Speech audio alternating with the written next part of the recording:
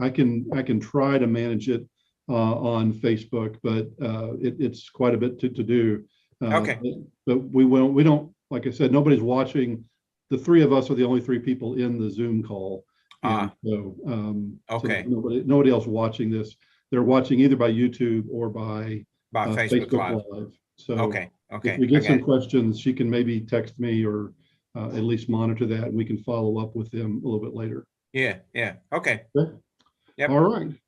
So it's 10:30. Let's go ahead and begin. Welcome, everyone. This is our first CCSW Disciples Connect webinar or conversation, whatever you want to call these, broadcast. I'll be playing the role of Oprah.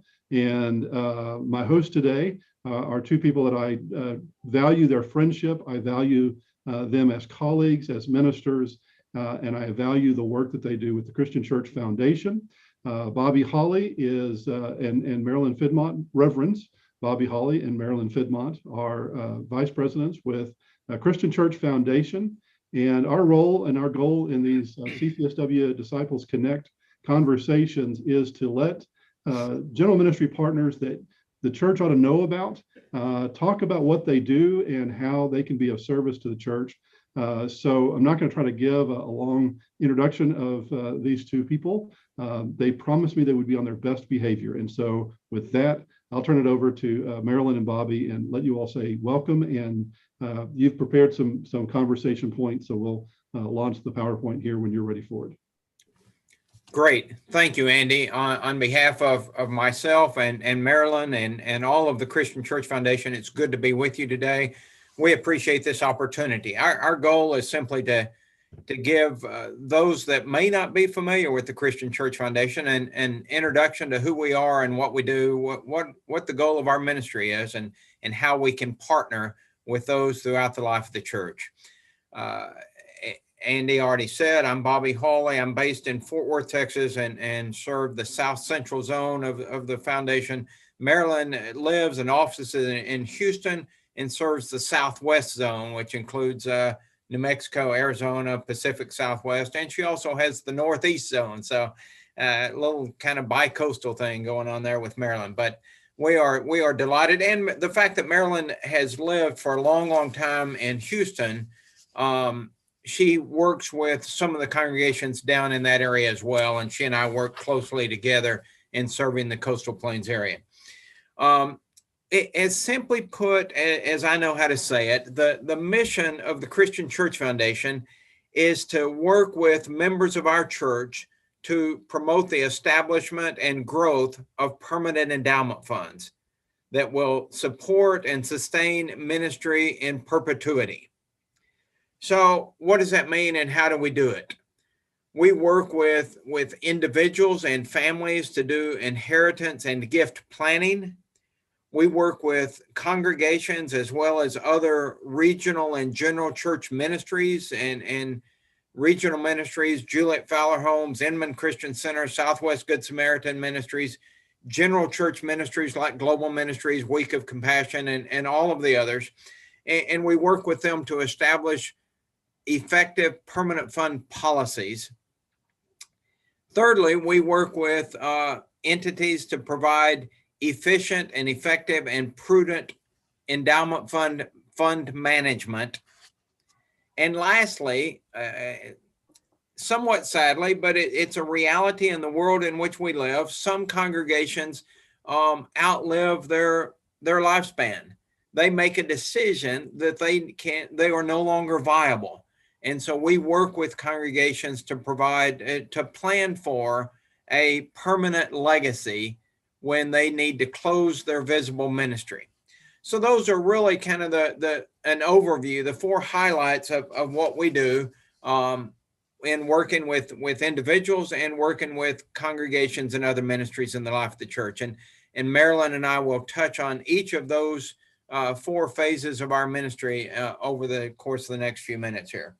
First of all, to talk about the establishment and growth of permanent funds, many individuals create permanent endowment funds through direct gifts to the Christian Church Foundation. They can do that through a variety of ways, lifetime gifts bequest from by will or by trust, charitable remainder trust.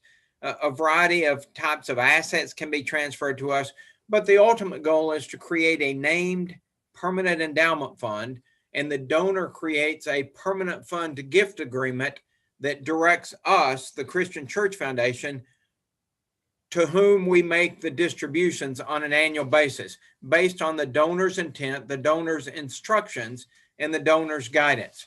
And we honor those as if we take that as a sacred responsibility and honor those instructions from the donors.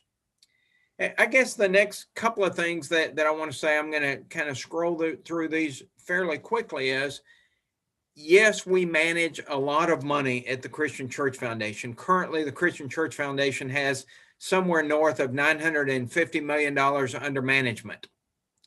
But our goal is to use those resources that have been entrusted to us to further the mission and ministry of the church. It's summed up in a quote by our president, Gary Kidwell, who said, "Our goal is moving money to mission." That's just what we do. We want to use the resources that are entrusted to us by donors to make mission and ministry in the life of the Christian Church Disciples of Christ possible. Hey, Bobby, can I interrupt you for a second? Absolutely. Can you give us one specific example of what that might look like? Just give us a scenario, or Marilyn, give us a scenario of what a donation from a local congregation's perspective. What might that look like for them?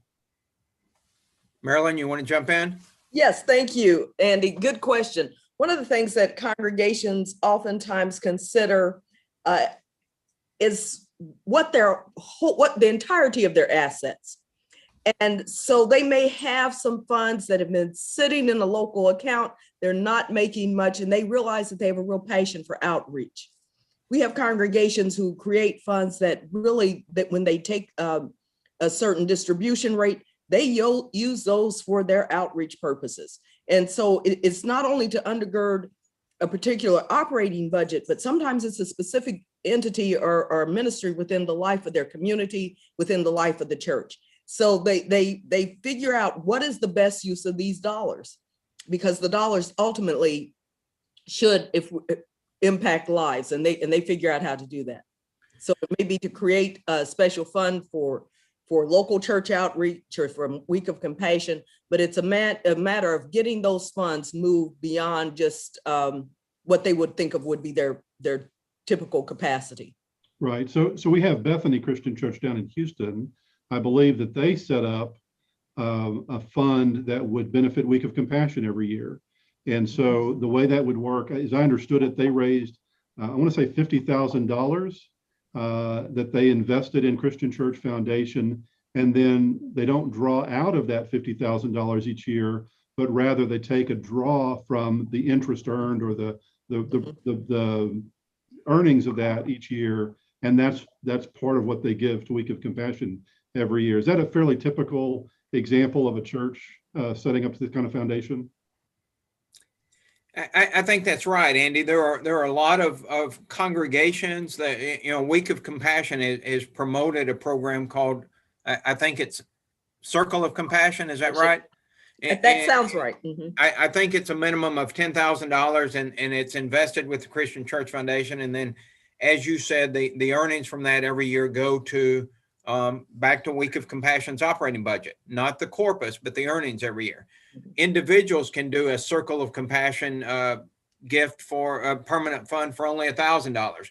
We have that kind of partnership with a lot of general ministries, Disciples Men, Disciples Women, Black Endowment Fund, a number of different entities where an individual or a congregation can set up a named permanent fund specifically for that ministry. Mm-hmm. But an individual can also set up a named permanent fund, create a permanent fund gift agreement, and then name who they want the beneficiaries to be. So that could be their church's food pantry or their outreach department and the local ministries that they give to in the. Or who knows, it could be to benefit the region. Yes, thank you. Wouldn't that be great? I'd love it. So Amen. Yeah, sure. Okay. I didn't mean to interrupt you. I'm sorry. I just wanted to. no. It That's helps me helpful. to think in specific examples. So that's great. Absolutely. And we'll get into a little bit more of that as we go along. Marilyn is going to focus on permanent fund policies in a little bit. And so that we'll get into some of that as well. Okay. I guess the other thing I want to say while we're on this topic of kind of moving money to mission, in 2 slides down the road here, skip over the next one. I just gave in the past comments, I said an individual can set up a named endowment fund for only $1,000. I use this illustration of the mustard seed because our focus, a lot of people think that you've got to be extremely wealthy to be a philanthropist, to make an estate gift or an endowment fund. We don't think that at all. You don't have to be extremely wealthy. You just have to be exceedingly generous. You have to be committed to generosity. And frankly, we think that is true of most people within the life of the church. So we and our partner ministries have intentionally set the minimums fairly low in order for people to be able to do that. In order to start a named endowment fund at the Christian Church Foundation, it only requires $1,000 minimum. In order to start making distributions from that fund, it requires $10,000. So again, and $1,000 fund or even a $10,000 fund distributing 4% is not going to distribute much. But when that's accumulated along with hundreds and thousands of other donors across the life of our church, it makes a difference. It makes a big difference. So that's why we do that. We truly believe that asking people for money is about giving them permission, giving them the opportunity to participate in building up the kingdom. It's just that simple. Stewardship, including stewardship of accumulated resources, our legacy giving, is part of our responsibility. It's part of our discipline as faithful Christians. But specifically, when you're talking about stewardship, we don't just talk about at the Christian Church Foundation stewardship as it pertains to one's giving to the operating budget in their congregation. But we specifically talk about planned giving.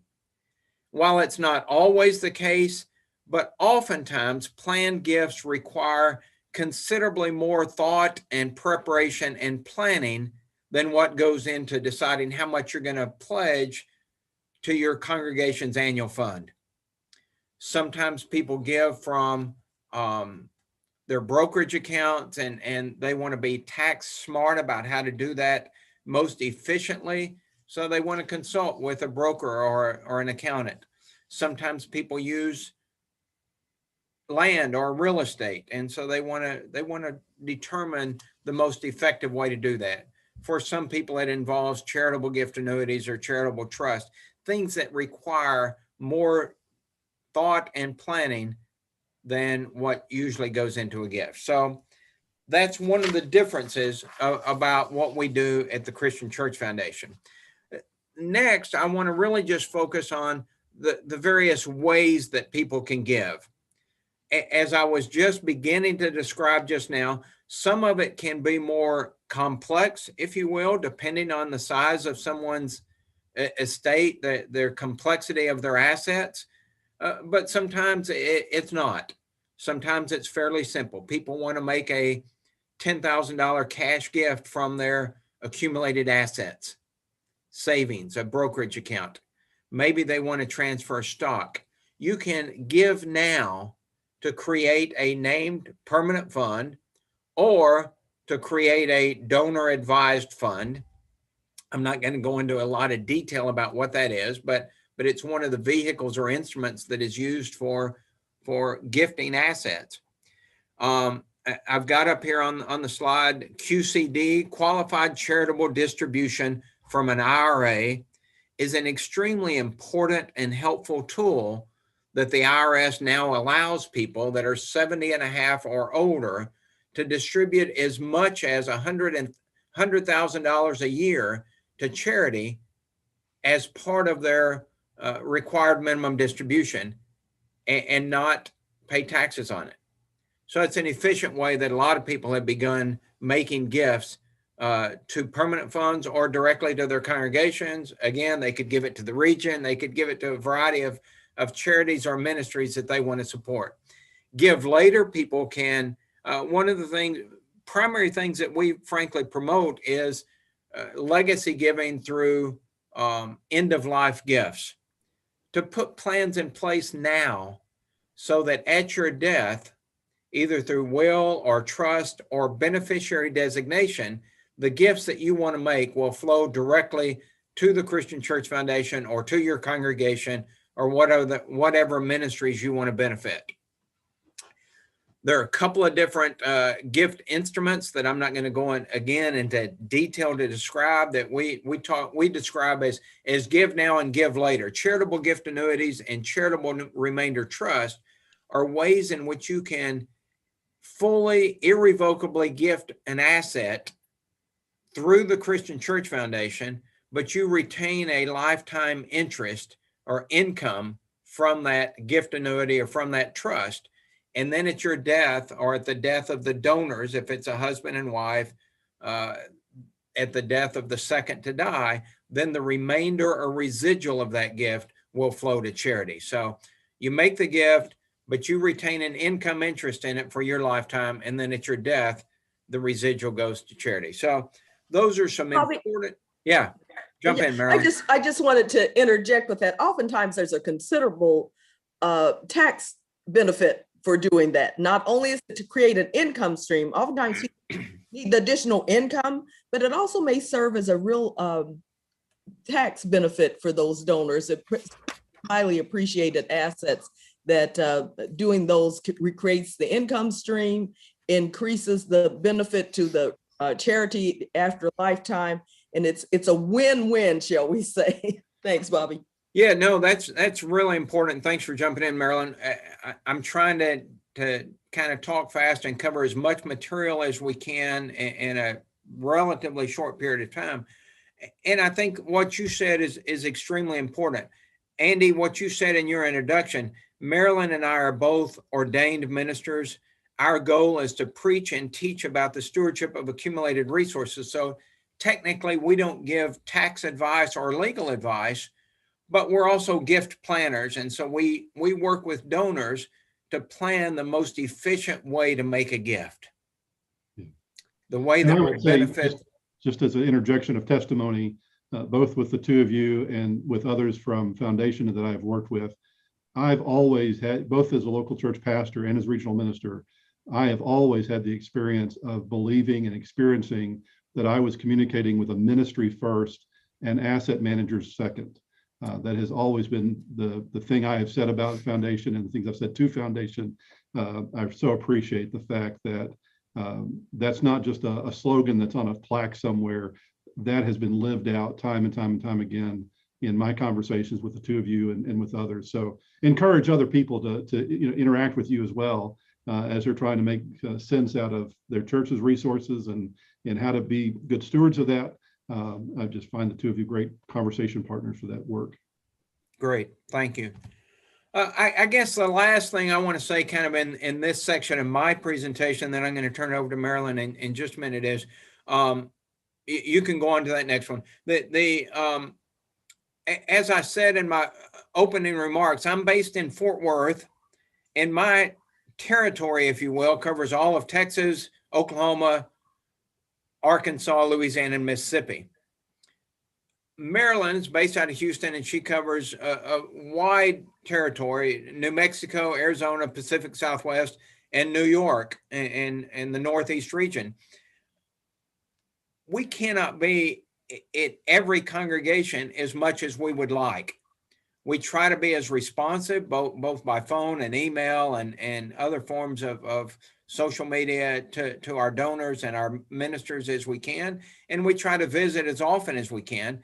But the reality is, to truly promote inheritance or legacy giving within a congregation, requires the commitment of the pastor and of committed lay leaders. So a number of years ago, we came to this realization that we can't be all things to all people, and we can't be everywhere all the time. So we created this program, if you will, that we call the mentoring model. And it's a relationship-based way for congregations to invite and encourage individuals within your congregation to plan for a legacy, an end-of-life gift to benefit the congregation. It is a program in which lay leaders who are willing to say, I've included the church in my estate plan, and I hope you will as also. At no point in the program does anyone tell anyone else how much they should give or when they should give or how should they give, but it simply encourages people to include the church in a legacy gift plan. So I'm not going to go into a lot more detail about that other than to say we have resources about that. And Marilyn and I, and as you said, Andy, our other colleagues across the life of the church are available to work with pastors and lay leaders to help launch this kind of a program within a local church. The next slide goes into a little bit of detail about it, but that's really the gist of what this does. It helps put the responsibility within the local leaders to ask for gifts, to promote the program, and to encourage follow-up. Great. The thing I'm going to pass the torch, so to speak, to Marilyn now. One of the things that we really talk about is if we do our job well and we work with congregations and lay leaders, pastors, to encourage the growth of gifts, then congregations will begin to receive wills, bequests, and legacy gifts. So what do you do next? Marilyn? Thank you, Bobby. One of the major things that we talk about is what happens with the first big gift. We typically say within the life of the Christian Church Foundation, every congregation stands to receive a gift from an estate, maybe a gift during lifetime that is unexpected. And you have some options with what you will do with that first gift. One is that you can have the biggest church fight you've ever had. You really can. This can be worse than a family feud. You can spend it. Often congregations will say, finally, we have the resources to pay off, to do this, to do that, to buy something. You can deposit it in a CD with the local bank and get that robust $2 or so a month, whatever it might be. Or better yet, you can have a policy in place that will direct that gift. And we always advocate, have the policy ahead of time so you know exactly what's going to happen when you receive that gift. You will know how it's going to be invested, you will know the distribution, and you'll know how to report it to the congregation or to the donor. And one of the things we always advocate is find those numerous ways to say thank you for that gift. But a policy is one of the critical issues in starting that process, so you don't have to worry about that church fight. So we're going to go on to the next one. We have available, as Bobby has mentioned, we have available some various samples of a permanent fund policy. One of the critical things is to say, what is the purpose of the fund? What is it designed to do? We have some language, and this can be, it serves as a model for the congregation, but you can enhance that or tweak that based on what the needs of the church may be. So you want to say what the purpose is. Why do we have this fund in the first place? What is it designed to do? The next one on the permanent fund policy, the model policy, what type of gifts? What is the congregation willing to receive and what is it not willing to receive? You think that, oh yeah, we take everything. You may not want to.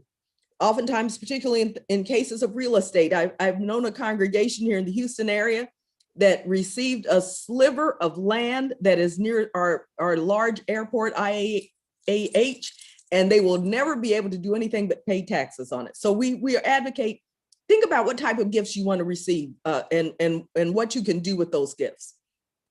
Have endowment trustees. We talk about the role of those trustees, what they're responsible to do, how they report back to the congregation. An annual spending for ministry. Oftentimes we refer to the JIT rate, and that is established by Christian Church Foundation, established at a rate that is designed to reinvest, that we may make more than what you will want to distribute. So in other words, your corpus of your fund continues to grow. So you take a specific rate, you know what that's going to be. You try not to go over that, so your fund will continue to grow. Amending procedures. One of the things that you want to have in place is periodically you look at a policy. You don't do this every year, but you do want to periodically review your policy and see if there's something that needs to be changed or amended. And finally, the termination component to the permanent fund policy. And that oftentimes happens if a congregation does come to the end of life. They have funds invested with us. And what will happen to those funds if the congregation ceases its visible ministry? That's Marilyn, along those lines. So to give us an example of this, if a congregation had, say, $100,000 endowment or a foundation, their annual spending for ministry might be, your advice is a 4% draw, correct? Mm-hmm. Because that is correct. On it's average, that's going to grow by 7% on average over a course of time. And so this allows the corpus to grow and provide annual money for ministry. So on $100,000, that would be a $4,000 annual draw, roughly, that the congregation would then direct according to its values and according to the policies it's set up in this with foundation. It's determined how you're going to spend that money and how you're not going to spend that money. And then on the termination of the fund or the congregation, I know from just our experience in the last 3 years that when a church sells its building, those monies have to be entrusted to another nonprofit. They have to be distributed to another nonprofit. Is the same restrictions on a permanent fund of this nature? Are those fund monies if the congregation concludes its visible ministry, are those funds need to be distributed to a nonprofit at that point? Andy, we've had that question come up, and here's what I've discovered with the congregations I've worked with, particularly in the Pacific Southwest region. They already had funds with us. And so it was an easy walk from having those in it was an easy walk to transfer those into a named permanent fund. They became a legacy congregation. One congregation had a couple of $100,000 invested. So they changed that from a fund that they owned and placed it into a permanent fund with Christian Church Foundation. It became their legacy fund. That was a pretty easy walk for them. Others may do something a little different. Bobby may have a different story, but for the ones I've worked with, as they were closing, it was an easy shift to becoming a legacy permanent fund. Bobby? Well, yeah, I think what Marilyn is saying is absolutely correct. But Andy, if I heard you correctly, you were asking a different question. You asked if they sell their building, sell their property, or if they have funds invested at the Christian Church Foundation, do those funds, do those assets have to be distributed to another charity or not-for-profit? And if that was your question, which I think it was, the answer to that is absolutely. Because the funds, the people who gave those funds to the church to begin with got a tax deduction for them, and it was given to a church, a not-for-profit. The irony is, I'm laughing because I met with a small congregation in Louisiana a long time ago, maybe 10 years ago, and it was sadly, like a lot of churches, it was going through the process of terminating its ministry. And I was sitting in the living room of a lady, a matriarch of that church, and there were 8 or 10 other people in her living room sitting around visiting about the process that we're going to go through. And they wanted to just take the assets and divide it up among themselves. After all, we're the members, aren't we? You can't do that. Can't do The that. IRS would kind of take a dim view of that. And Bobby Monies and I that have were given for charitable purposes have to be transferred over to another charity. Now, it doesn't have to be a church charity, frankly. We hope that it would be, Right. because that's the way the people prior to them gave the money to build up a disciples church. So we at the Christian Church Foundation feel very strongly that those dollars ought to stay within the Christian Church Disciples of Christ. Right. But some congregations upon closing distribute their assets, or at least a part of their assets, to local charities that they have supported and felt in partnership with over the years. Right. And so, but what I'm hearing Marilyn say is they don't necessarily have to dissolve that and distribute the resources. They can set up a legacy fund, which would say a third of the dividends will go to their region, a third of their dividends will go to Week of Compassion, a third of their dividends would go to New Church, and they could set the percentages that way, and which Christian Church Foundation then execute those funds annually without there having to be one member who actually punches in the figures. That's absolutely correct. It's a permanent fund gift agreement that continues in perpetuity. And while we want the vast majority of those distributions, as I just said, to stay within the Christian Church Disciples of Christ, they can include some non-church related qualified charity as one of the beneficiaries of their legacy fund. Habitat for Humanity or something. Yeah. Habitat, a local food bank. We just have to verify its 501c3 status. Gotcha. Great. As Bobby is saying, oftentimes congregations, it is, thank you for including both perspectives in that, because one of the things that some congregations have done is they will go ahead with local charities that they've supported, and they have said, these are 2 years, this is what we would send you for 2 years, here it is now, this is our last gift. And oftentimes make those distributions before they formally close the doors, and to let those ministries know that how much they've appreciated them and yet want to support them. So it's kind of both, and as Bobby has said, it is a little bit of both. We literally have had meetings with folks who said, can we divide this amongst ourselves? And Andy, Bobby, orange will not be my new black. It just so we discourage that at all costs. But it is much easier when these policies are in place. They already have funds with us. Which a lot of congregations, when they get to the termination point, they have that, and so it is a pretty simple process for us, unless some other unforeseen activities or actions. But oftentimes it can be a pretty smooth transition. Okay, I'll stop interrupting you. Go ahead. No, you're fine. One of the things we just talked about in our whole marketing component is to say thanks. Find ways to tell people thank you, especially those folks who felt that they didn't have those enormous estates. But that $1,000, any gift, I believe, is sacred because it comes from someone's sincere belief of the gospel of the local congregation, particularly, that has supported and sustained them. They may not want a lot to do a lot of show about a gift. I worked with a donor who, lovely man, sold a business and tithed his business sale, and it's created a permanent fund with a substantial amount of money and wants to remain anonymous.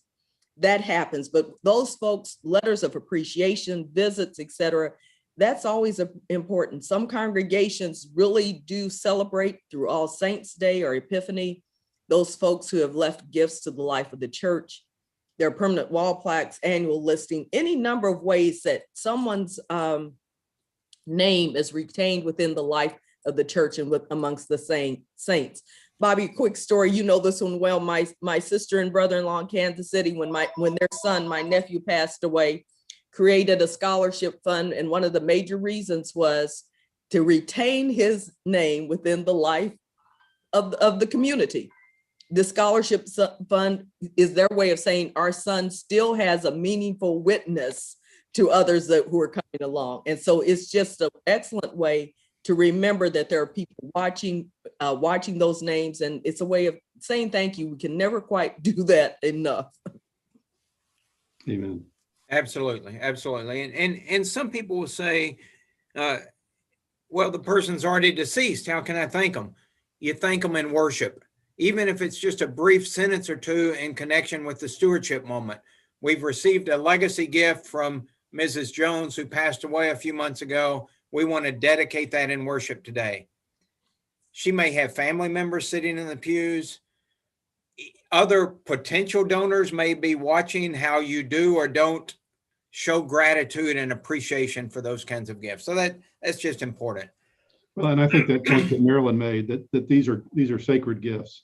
That's and right. So we are thanking the donors, but we're also thanking God when we do that. And Yes. expressing gratitude. I will say one thing, these letters of appreciation, I have had terrible handwriting my entire life.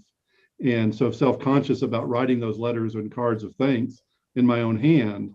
And I heard a fairly generous giver talk about the fact that his pastor has very poor handwriting, but how meaningful it is that he gets that card written in his pastor's own hand saying thank you. And so I want to encourage our pastors to, I'm not good about it. And so, it's a statement to myself as well to write those thank yous, not just the letters, but also that handwritten card that says, we appreciate you. So.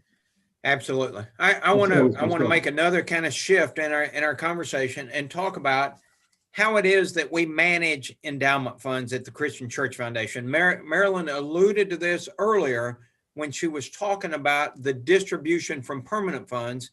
Our goal is to earn approximately 7.5%. We distribute 4 or 4.25%.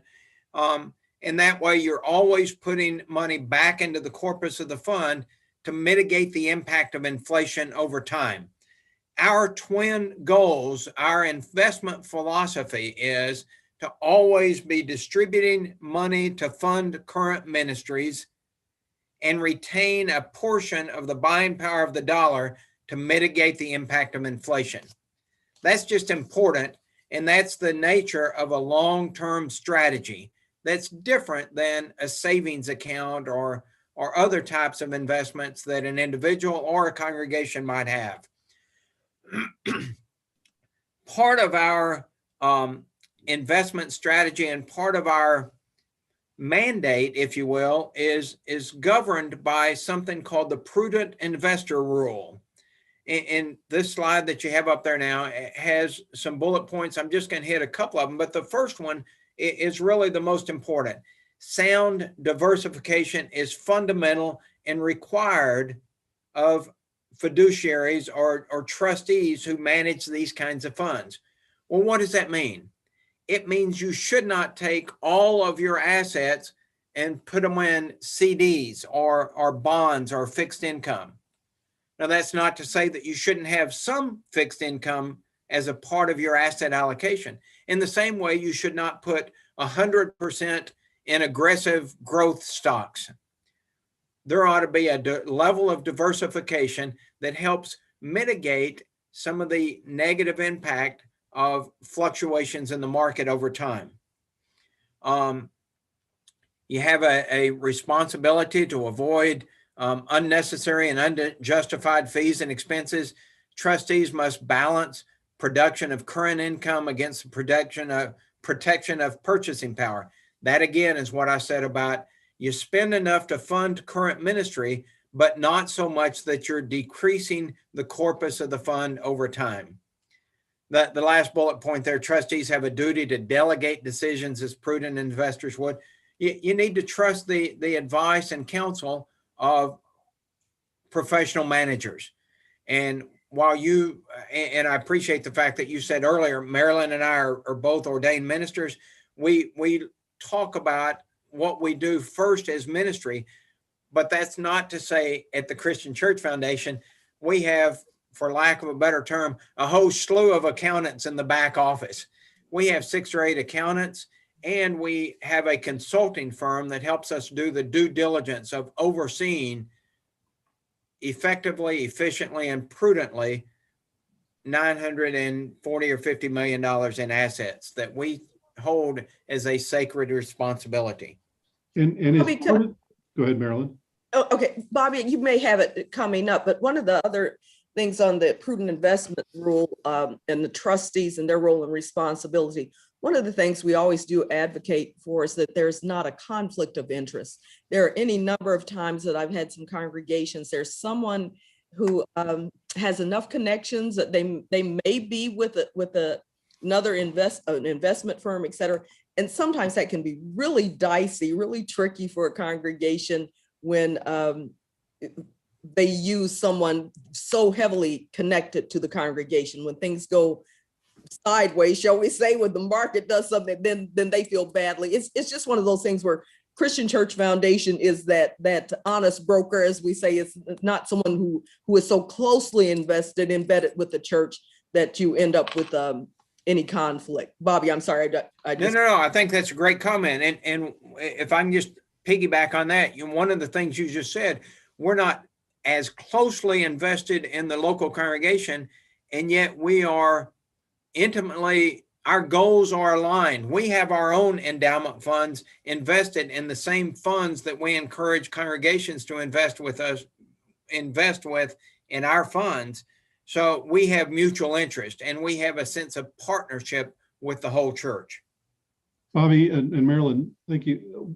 Within your own investment, the foundation's own investment philosophy, I would imagine that ethical investing, not investing in companies that have a track record of abuse or I'm not sure what the right language here is, but can you say a little bit about that from Foundation's perspective?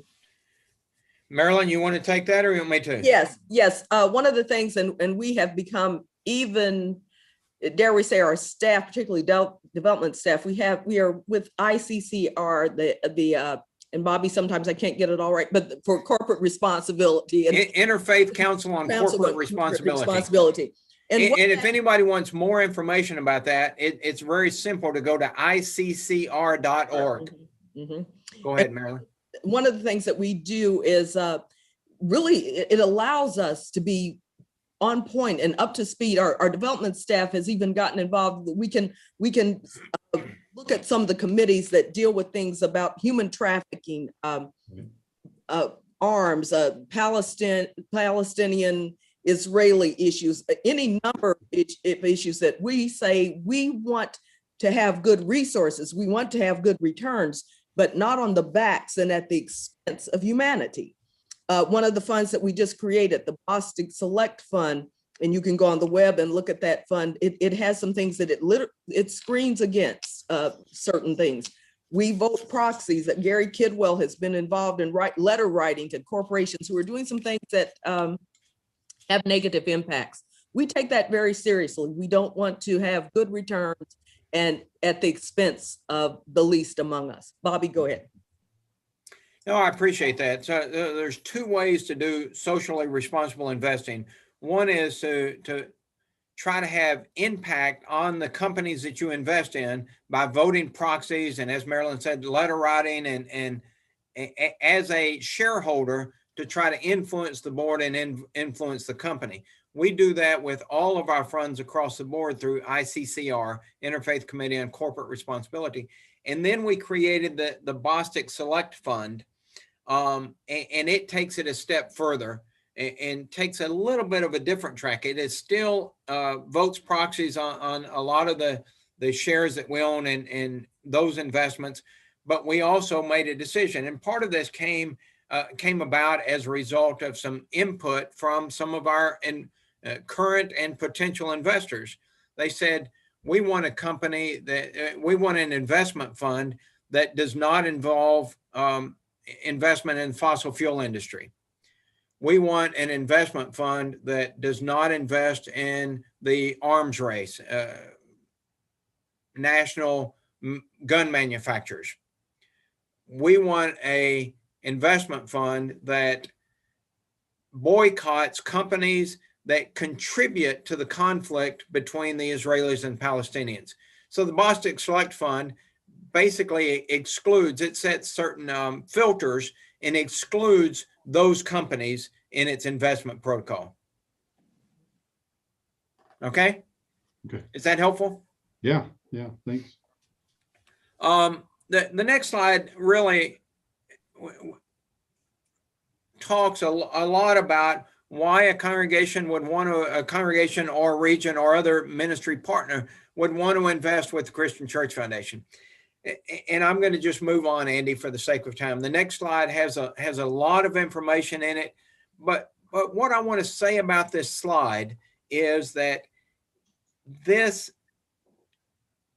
reflects a commitment to a strategic investment discipline.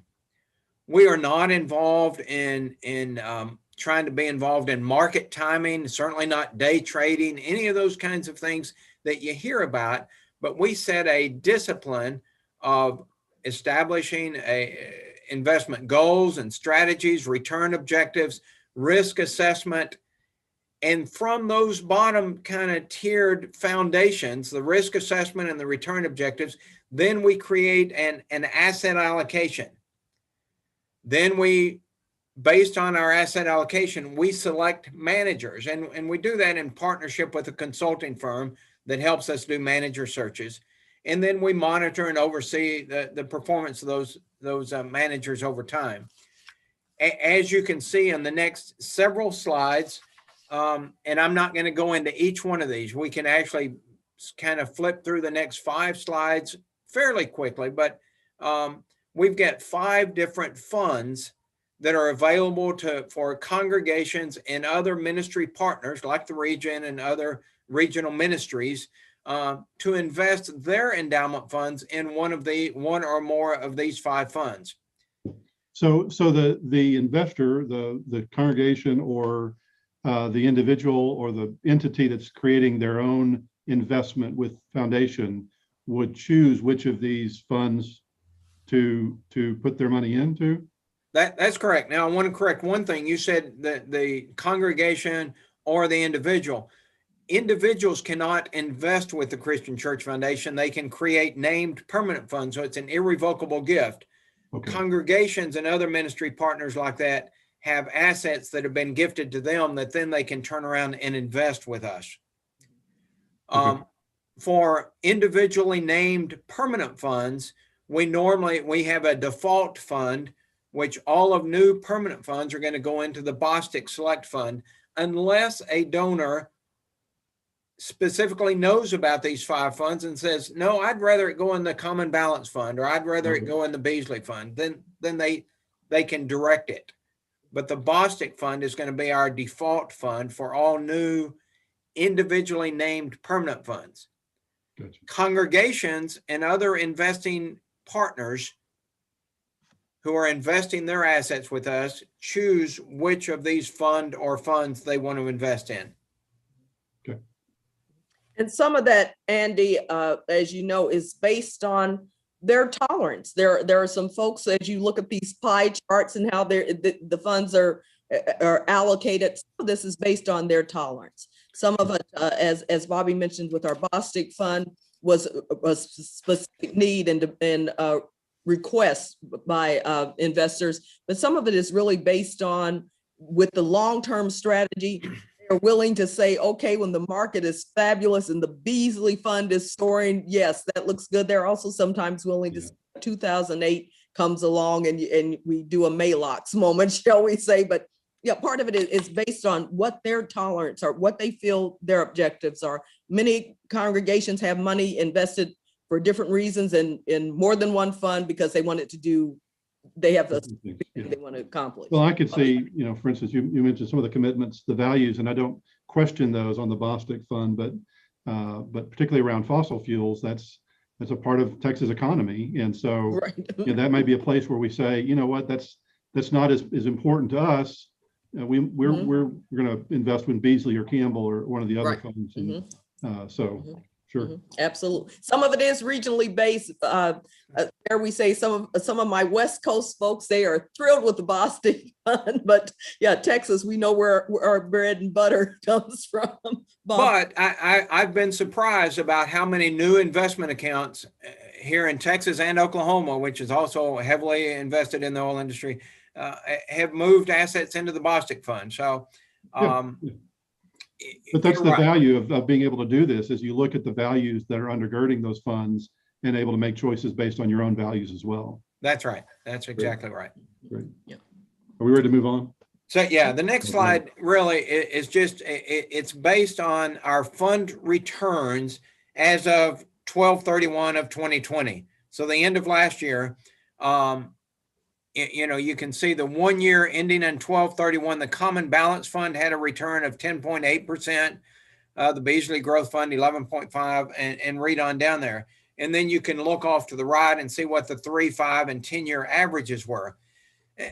I met with a group of trustees recently, and they were a little bit confused by that. So what is this Morningstar Moderate Fund? Well, the Morningstar, many people are familiar with, is kind of a benchmark by which we do comparisons to say, how are our funds performing in relation to the rest of the investment universe, if you will. So that Morningstar Moderate Fund is the one that's most closely aligned with the allocation in our Common Balance Fund. The Morningstar Growth Fund is the one that's most commonly aligned with the Beasley, and on down the list. So that's just for our viewers today to look at and consider, partly in terms of their planning strategy, but just to see, while it's important to be, I think, invested with the Christian Church Foundation because of our faith and because of our church partnership, we don't put returns as a secondary issue, if you will. Our goal is to have as good a returns as you can find anywhere in the market. Thanks. That's helpful. The last couple of slides, I'm going to pass it back to Marilyn, and we've alluded to this earlier in our conversation a time or two, but talk a little bit about legacy congregations. Thank you, Bobby. A reality is this: not all congregations will continue their visible ministry. Other than our people, our folks who have been faithful and sat in those pews for numerous years, the other major assets we may have, or whatever funds are still left in the church coffers and the church building. What happens when a congregation decides to close? One of the things I would advocate is do not just give it away. There are congregations, disciple churches, who literally had their final worship service and gave the keys of the church, turned it all over to another worshiping entity. And that's fine. It continues the gospel. But I would also make the case that those faithful disciples who spent years building and stewarding that community of faith, there's a way that congregation can live on. And so we do that with our legacy congregations. One of the things, Andy, you would know this well, Bobby and I both do, is that it's a delicate dance of helping the congregation make that decision. But also, as we journey and walk with them, is to make sure that we are available to them to help them make good decisions. One of the things that is included in that is how vulnerable a congregation can be towards the end of its lifetime. Another group may come in, we call it steeplejacking, can come in and probably within a matter of months or a very short time period, virtually take over a congregation. It has happened, and it is unfortunate. So we have some documents that we have. One of them is called a Termination Clause. We really encourage a congregation to have some things in place to protect their assets while they are making that decision. And they can partner with the region, our area, to make sure that they are involved all along the way, so that the church in a vulnerable position is not met with, dare we say, a takeover. What can happen then as the church goes through a closing process, we have some resources to help make all those decisions, what to do with some physical assets, pianos and pews and Bibles, et cetera, that can be shared with others. And that process of creating a permanent fund agreement, a legacy fund gift agreement, where those things can be distributed, how that permanent fund will do, as we've talked about all through this meeting, can distribute to those ministries that the congregation has felt strongly about. Sometimes it may be all to one particular entity, but oftentimes there are several things that a congregation has supported and they continue to support through the legacy concept, the permanent fund legacy gift agreement. Marilyn, can I jump in and Sure. make one other comment about closing congregations? I think one of the things that happens inevitably at the end of a congregation's lifetime is sometimes there becomes some anger and some contention. There's a lot of grief over losing a congregation, over a congregation's death. And they blame the minister, they blame the region or the general church that we didn't do enough for them to help them. Why weren't you there when we needed you? Our role oftentimes that Marilyn and I and our other colleagues play is to be pastors to them and listen, but then to also guide them. And we direct them to help make their legacy gift agreement in such a way that reflects their history. If they historically gave to Juliet Fowler Homes and Global Ministries and made a gift to the region every year, if the region helped fund the starting of that congregation, it would be appropriate to include the region in their legacy gift agreement. But ultimately our role is to listen and help them sort that out. I oftentimes think, we sometimes know why a congregation closes, the old changing neighborhood syndrome, or a rural congregation in a small town that is literally the town itself is dying and the population is moving away. But some of you know my wife is a nurse and a nursing professor, and I learned the term about medicine called idiopathic. I love that word. I just think it's funny. But sometimes that's true of congregations in their closing days. And all that means is really, we don't know. We cannot come up with an accurate diagnosis to know the cause of this disease. And that's sometimes true of churches. It is just part of their life cycle that they're going to die and they're going to close. So our role as pastors and as the foundation is to walk with them in that journey and to grieve with them when the time comes. The other thing that I've experienced, and it's sitting there as dare we say, not only as one of the pastors, but sitting a little further away from their history, is when we open those questions and they begin to tell their history and see the possibility of how that history is being birthed again with this legacy fund. It's been amazing to me to see the joy that comes to know that even though they may not gather, and some of them periodically gather as, have a little reunion time annually, but to know that they still have that resurrection, that new life has come. And when they get to sit and tell those stories and talk about, well, we can give something to Week of Compassion or to the region or to the campsite, it is reinvigorating for them that they do see that on. And I'm grateful that Christian Church Foundation is an avenue that can work along with our regional partners, walk congregations through that process. Amen. Bobby, Marilyn, thank you so much for your time. We've been doing this for about an hour, and that's about as much as we can sustain, I suspect. This is a lot of your time, and I really am grateful for it. I'm going to put the contact information up here on the screen real quick. You can reach Bobby Hawley at bcf.disciples.org and Marilyn Fiddmont at mfiddmont@ccf.disciples.org. Closing words, Marilyn, you're muted on my end, friend. I'm so sorry. You have to take the T off the Fiddmont. They didn't give. There really is a T, but not for my email. Okay. Yeah, take a T off for me. Fiddmont. Thank you. No T. Yeah. Thank you. But reach out to these two great folk if you are in those spaces.